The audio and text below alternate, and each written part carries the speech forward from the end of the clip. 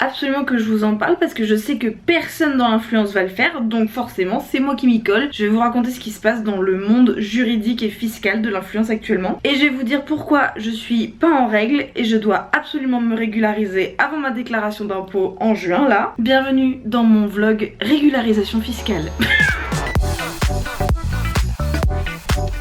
Si vous restez après cette introduction, vous êtes le sang de la veine.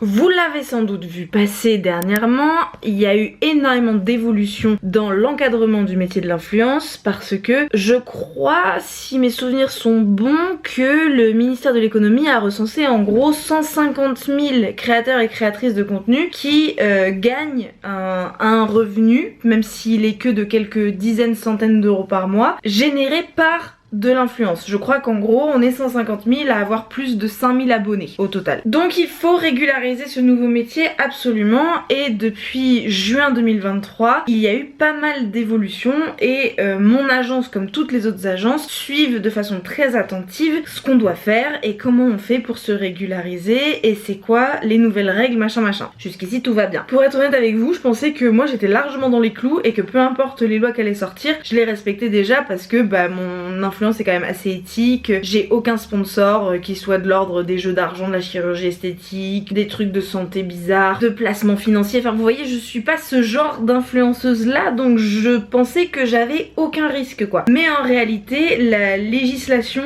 est allée quand même vachement plus loin que ce que je pensais et je suis pas du tout dans les clous, mais alors pas du tout, pour un truc particulier qui nous est tombé sur le coin du nez et comment vous dire que ça fait pas plaisir, c'est que nous devons pour notre déclaration d'impôt 2024 pour les revenus 2023, nous devons déclarer comme chiffre d'affaires tout le gifting que nous avons reçu. Par exemple, là j'ai rien, j'ai tout ce que je vois devant moi je l'ai acheté, mais imaginons que cette Nintendo DS que j'ai acheté en 2002, imaginons je l'ai reçue en cadeau en 2023 et en gros je ne peux pas prouver au fisc que il n'y avait aucune demande de story, enfin de contenu en échange. Si je ne peux pas prouver ça, je dois le déclarer parce que c'est sous-entendu que je dois créer du contenu en échange. Donc imaginons Nintendo m'a dit « Hey, veux-tu recevoir cette DS? Ça nous ferait plaisir, envoie ton adresse postale. » Et que j'ai dit oui et que je l'ai reçue en 2023, je dois trouver la valeur de cette DS et l'ajouter à mon chiffre d'affaires. Et donc payer des impôts sur le gifting. C'est ça l'idée en fait. Ils se sont rendus compte qu'il y avait plein de transactions qui étaient pas taxées, puisque on reçoit plein de trucs en cadeau et on décide après d'en parler ou non. Donc ils ont décidé de ratisser large, c'est-à-dire que il faut vraiment avoir une preuve écrite que on n'a pas à créer de contenu en échange. C'est tout un délire. Je sais pas du tout si je suis claire parce que même nous on a du mal à comprendre et la loi même est en train de changer non-stop. Mais en tout cas c'est ça ce qu'on doit faire pour les revenus 2023. Peut-être qu'en 2024 ça changera. Sachez que ce jeu a plus de 20 ans. Cette petite disquette là, elle a plus de 20 ans. Nintendogs. La belle époque. L'époque où on n'avait pas à se préoccuper du fisc. Avec nos 2 € par semaine d'argent de poche. Donc, qu'est-ce que ça veut dire les amis? Ça veut dire que pour me régulariser, je dois regarder tout le contenu que j'ai produit en 2023 et dès que je parle d'un produit qui m'a été offert, je dois aller vérifier dans mes mails si j'ai une preuve que je suis pas obligée d'en parler, et si j'ai pas de preuve, je dois trouver la valeur et l'additionner dans un tableau pour avoir un suivi, et je dois faire à la fin le calcul et je dois ajouter la somme à mon relevé d'imposition. Donc comment vous dire qu'il y a des choses qui sont plutôt claires. Par exemple, vous savez très bien qui je vais vous montrer quand je viens par ici. Ce cher Didi le Dyson, il m'a été offert en échange d'un TikTok par Dyson. Voilà, donc ça c'est typiquement l'exemple où je suis obligée de déclarer la valeur de Didi aux impôts. Didi coûte 999 €. Didi, sa valeur, c'est 1000 balles. Donc ça, je sais, j'en suis sûre. C'est un des rares giftings d'ailleurs où c'est expressément demandé dans le mail que je dois faire un TikTok en échange. Donc ça, y a pas à questionner. Mais par contre, je sais pas, on va prendre cet exemple là. Ceci est une bougie envoyée par Clipper, des infusions. J'ai reçu des infusions et j'ai reçu la bougie. Je n'ai aucune obligation d'en parler. Donc il faut que j'aille vérifier. Est-ce que j'ai fait un TikTok? Est-ce que j'ai fait une story? Est-ce que j'ai fait une vidéo YouTube où j'en ai parlé? Je ne sais pas. Je ne sais plus, évidemment, puisque je poste minimum un TikTok par jour, parfois 3. Je poste plusieurs stories par jour. Je poste une vidéo YouTube par semaine et je poste un post Instagram par jour. Comment vous voulez que je me souvienne de tout? Donc là, il faut que je regarde absolument absolument tout mon contenu de l'année 2023, donc des milliers et des milliers et des milliers d'heures de contenu. Ce qu'on nous a dit et répété, c'est que le fisc aime beaucoup la bonne foi et il y a un vrai droit à l'erreur et ils ont bien conscience qu'ils nous demandent quelque chose de assez particulier. Donc moi je vais faire ce que je peux. Ça va durer des jours et des jours, je vais pas pouvoir faire que ça de mes journées, j'ai du travail à côté. Hein, mais en tout cas je vous emmène dans l'aventure avec moi. C'est une aventure complètement nulle, vraiment c'est claqué au sol.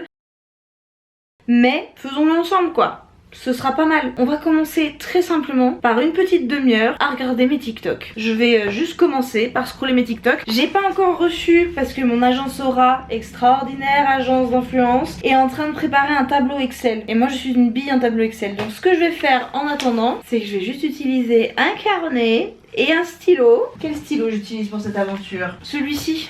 On va utiliser ce stylo pour faire passer la pilule. Stylo que je n'ai pas reçu en gifting.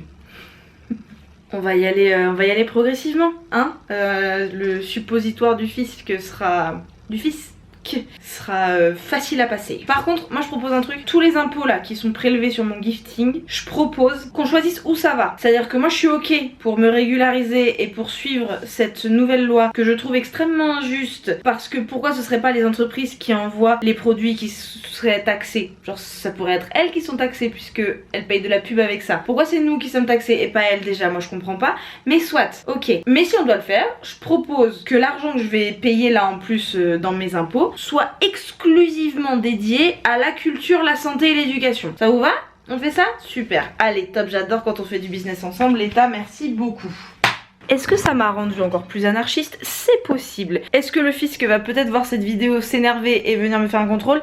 Écoutez, moi j'ai rien contre les gens en eux-mêmes. J'ai une dent contre le système qui ne va jamais taper sur les bonnes personnes. Ok, c'est vrai, il y en a qui ont abusé, il y en a qui ont fait n'importe quoi. Pourquoi c'est nous les petites gens qui essayons de faire bien notre travail qui devons après trimer à remplir un tableau Excel ou un carnet? Allez, TikTok, on va remonter les centaines et les centaines de contenus que j'ai fait en 2023. C'est parti, vous sentez que j'ai le seum? Absolument pas, mais non. Qu'est-ce qui vous fait dire ça?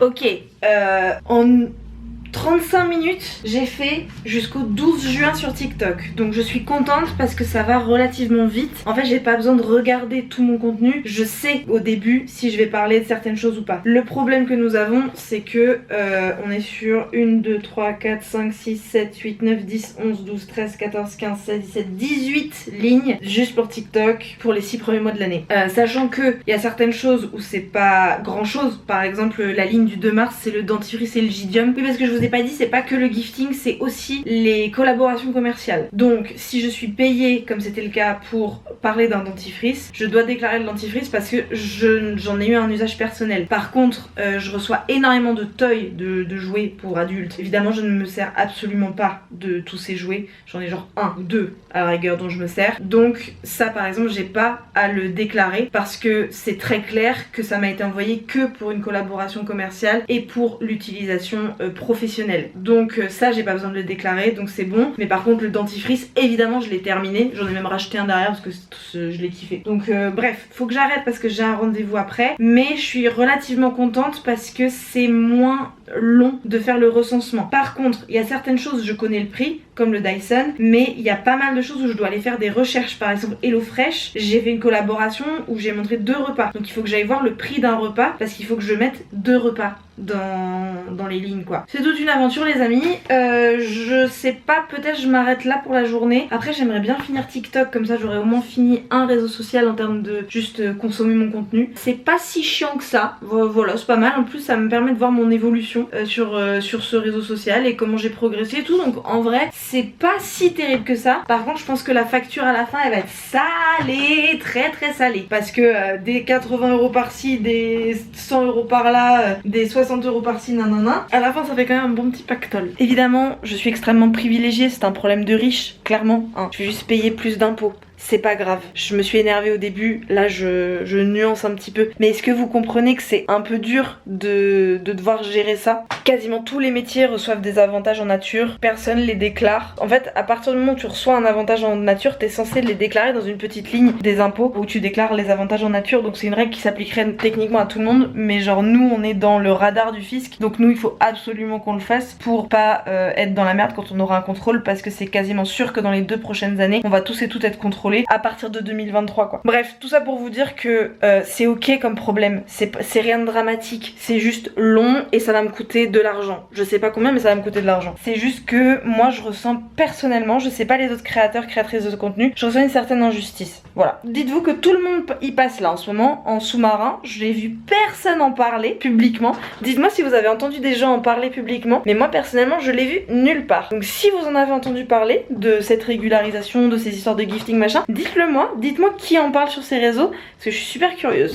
Update, nous sommes lundi 29 avril, je viens de faire une demi-heure de scrollage de mes TikTok et je suis arrivée au 9 septembre. J'ai décidé que vu que j'étais sur ma lancée et que j'ai déjà bien avancé sur la partie TikTok, qui est la partie je pense la plus longue, j'ai décidé que j'allais faire en même temps 2024. Comme ça j'ai toutes les données pour faire le tableau de 2024, même si c'est un an à l'avance, comme ça au moins c'est fait et je peux vraiment me concentrer sur qu'est-ce qui se passe à partir de maintenant, que je sais quelle est cette loi, etc. Ça me rajoute du travail en soi maintenant, mais je me dis que j'ai tout le mois de mai là pour le faire, vu que faut que je déclare mes impôts en juin, donc j'ai tout le mois de mai pour tout faire. J'ai déjà au 29 avril presque fini TikTok, enfin presque fini. Bien avancé TikTok. En 1h30, j'ai fait plus de la moitié. Je suis plutôt optimiste, je vous avoue. C'était l'update du lundi 29 avril.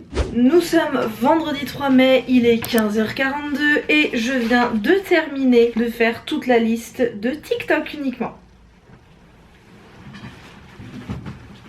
C'est long, c'est long, c'est très très long. Ah, ça fait du bien au dos ça. Ça va vous? Du coup, bah c'est long, c'est chiant et je sais pas combien je vais raquer à la fin en impôts, mais j'ai estimé un petit peu et on est sur beaucoup de lignes quand même hein. Ça fait pas mal de zéros je trouve. Ouais. Est-ce que je vais réussir à me lever? J'ai des abdos ou pas? Ok, on s'attaque je sais pas, à YouTube ou à Instagram après? Insta? On va faire Insta. Samedi 4 mai, j'ai des ongles, c'est superbe et je viens de faire tous les posts fixes Instagram. Ah oui, j'ai noté Instagram mais c'est post Instagram parce que j'ai pas fait story encore. Et vous allez voir la différence est quand même sacrément importante. Pour 2023 et 2024, il y a que ça. Alors il y a 2 raisons. Déjà les collaborations que j'ai pu faire sur Instagram, c'était pour pas mal de produits pas matériels. Donc bah ça compte pas. Il y a eu Badou, il y a eu Femtasy, enfin voilà, j'ai fait en termes de post fixe, j'ai fait peu de sponsors. Et j'ai fait Passage du désir, comme je vous ai expliqué, ça compte pas parce que je m'en sers pas pour mon usage personnel. Donc bref, ça c'est la première raison pour laquelle il y a quasiment rien. La deuxième raison c'est parce que tout est quasiment en story tout le temps, enfin les marques quand elles prennent du contenu Instagram elles prennent quasiment tout le temps des stories, donc là par contre ça va être quelque chose. Et enfin la troisième raison c'est parce que il y a eu souvent aussi du cross post sur TikTok et Insta, par exemple pour les trucs de My Bubble Tea et tout, donc il y a des choses que j'ai déjà mis dans la liste TikTok qui n'ont pas à être répétées dans la liste Insta parce que bon bah ça compte qu'une fois quand même. Voilà, donc je suis très contente, ça m'a pris qu'une demi-heure, ça c'est chouette, j'ai avancé. Bon, il y a les stories maintenant à faire.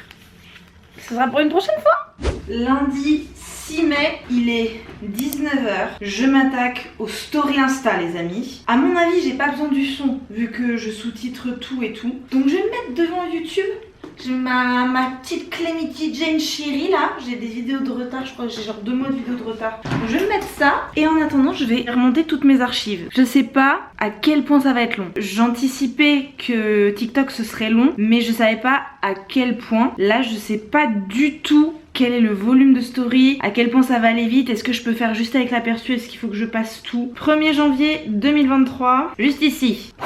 Bah c'est parti, j'ai hâte. Dites-vous, si tous les créateurs et créatrices de contenu sont aussi appliqués que moi, dites-vous que tout le monde est en train de le faire actuellement. Je sais pas pourquoi, j'ai l'impression que je suis une des seules.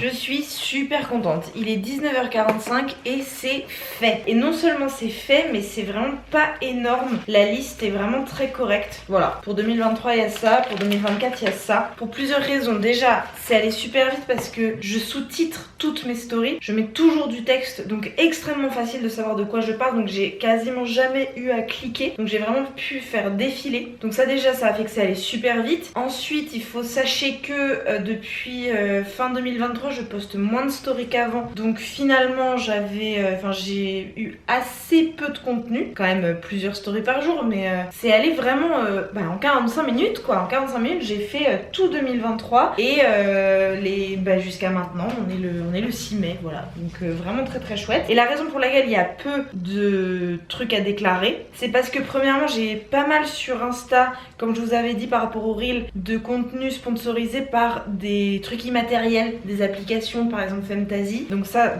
forcément ça coûte 0. Et ensuite j'ai très souvent des combos TikTok et Insta Story. Donc les objets que je devrais déclarer, qui sont en story Insta, ils sont généralement déjà notés dans ma liste TikTok, puisque c'est TikTok que j'ai fait en premier, donc très chouette. Il y avait pas mal de redites en réalité, puisque très souvent, en fait quand je regarde un peu ce que mon agence vend le plus, c'est des packs TikTok et Insta Story. Et aussi le truc qui est plutôt chouette, qui est plutôt une bonne nouvelle, c'est que les choses qui sont mises en avant en story Insta sont pas très chères. Quand je regarde, on est sur un maximum, une story où je montre des vêtements, on est un max de 70 € parce que je montre 4 pièces, 3-4 pièces. Donc vraiment c'est très chouette parce que la moyenne, je dirais, de ce que je montre à chaque fois, j'ai que 30 € à déclarer par ligne. Donc par rapport au Dyson à 1000 balles, comment vous dire que ça fait plaisir.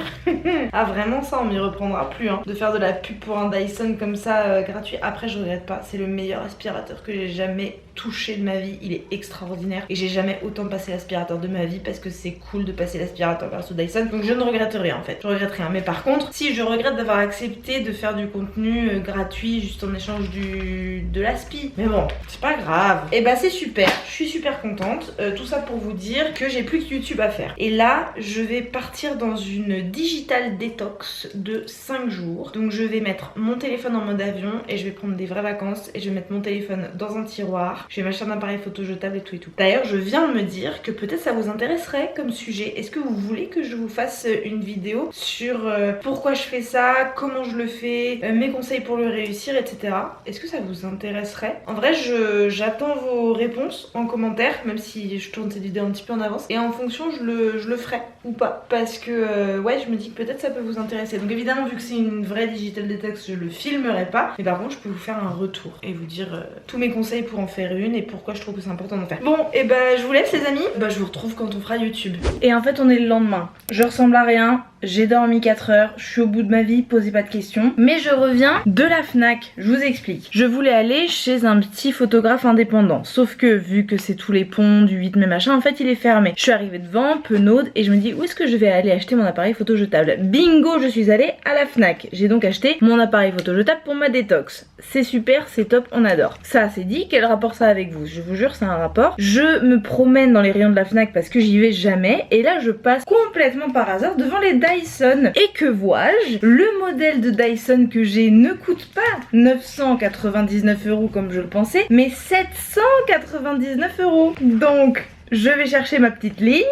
Dyson, hop là, 799 € au lieu de 999 €. Mais écoutez, ça fait plaisir cette petite promotion. C'est super, c'est top. Pour vous dire aussi, j'ai commencé YouTube. Ça m'étonnerait que je le termine aujourd'hui, mais on est en bonne voie. A few moments later. Ok les amis, on est toujours le mardi 7 mai, oui, juste avant ma détox, juste avant mes 5 jours de vacances. Et je suis super contente parce que j'ai réussi à finir YouTube 2023. J'ai pas commencé 2024. Et il y a très peu de choses parce que premièrement, il y a très peu de contenu sponsorisé. Je parle assez peu de produits au global. Enfin voilà, même si les vidéos sont longues et tout, je suis pas en train de parler de produits toutes les minutes quoi. Et surtout, encore une fois, c'est le réseau qui arrive en dernier là dans mon analyse. Donc j'ai quasiment parlé de tous les produits dont je parle sur YouTube sur toutes les autres plateformes. Donc je suis contente parce que vraiment que ce soit, je sais pas, je pense aux sponsors que j'ai eu, Nutri, Cure, Passage du Désir, enfin voilà. Il y a eu plein de sponsors où en fait YouTube était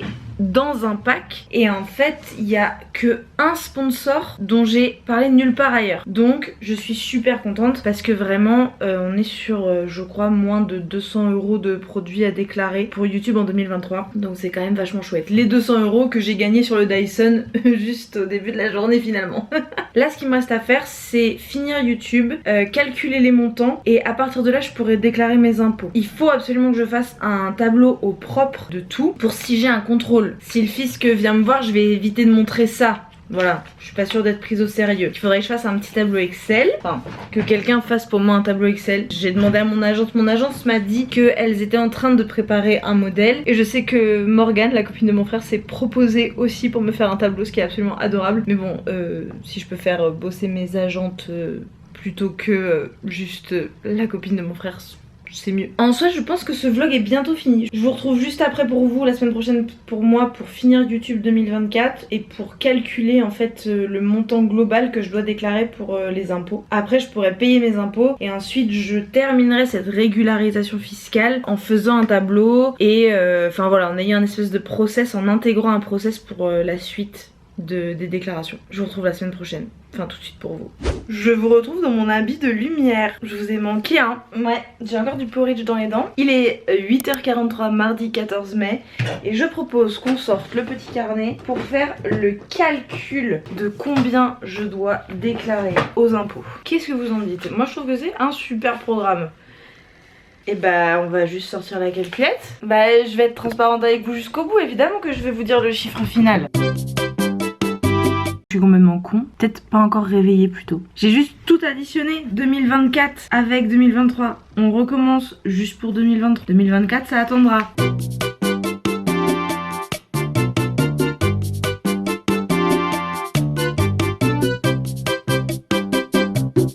Je dois donc déclarer 4550 € en plus de mon chiffre d'affaires. Écoutez, je suis relativement contente de ce chiffre parce que je m'attendais à plus. Mais en fait, j'ai reçu quand même effectivement beaucoup de gifting. Mais c'était des petits produits, genre par exemple les infusions Clipper qui coûtaient 3 € l'infusion quoi. Donc ça a forcément fait que oui, il y avait beaucoup de lignes, mais le prix global est quand même élevé hein. Évidemment, j'ai quand même reçu 4550 € en cadeau, donc c'est super, on apprécie, la vie est belle, c'est génial. Mais disons qu'on aurait appliqué une autre politique au gifting si on avait su qu'il fallait le déclarer. Vous voyez, c'est-à-dire que là, maintenant que je suis au courant de ça, forcément mon attitude par rapport au gifting est différente. Bref, je vous l'ai déjà expliqué plein de fois dans ce vlog. Alors vous ne me verrez pas faire un magnifique tableau Excel, je vais devoir le faire à un moment donné pour si j'ai un contrôle. Comme je vous le disais, j'ai aucune envie de montrer ce cahier de brouillon au fisc.